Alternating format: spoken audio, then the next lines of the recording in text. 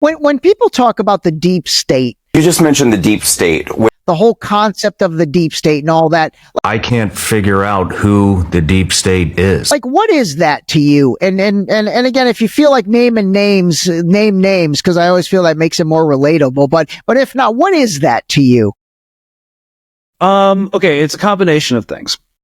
The deep state is basically bureaucrats that have been in place since, like, I don't know, I was talking to a guy at the CIA that was at the CIA, and he's like, dude, there's like old freaking fossils that have been at the CIA crafting policy since the Bay of Pigs. Like, what?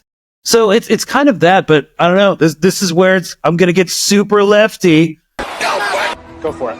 Go for it. The deep state's capitalism. You know, what controls our government are the corporations that lobby our politicians. You know, and I think the last vestige of democracy died during the Citizens United. You know, Citizens United, the group that brought the case that allowed corporate money to destroy our democracy. Where, you know, the Supreme Court ruled that corporations are people and private individuals, and since they're people, they can give however much money to political campaigns.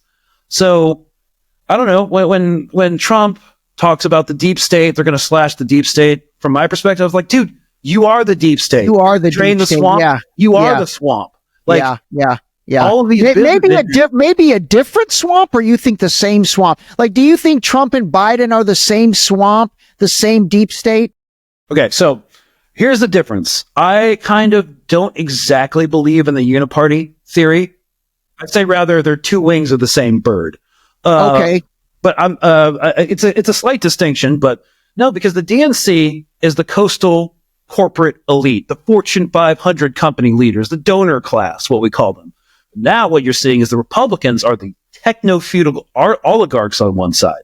And so they're like the same class in some ways. They're of uber rich, uber wealthy people, but they have different visions for how the country should go. However, what they will never do, and what they will always agree on, is stamping down on public unrest and the working class. So if you look at this position paper put out by the DNC about what they need to do, it's called the Third Way Comeback Retreat. So you know how the Heritage Foundation that crafted Project 2025 is a conservative, I would call it uber conservative think tank that advises and crafts GOP policy, right? So the Third Way is a DNC think tank that crafts policy for the DNC.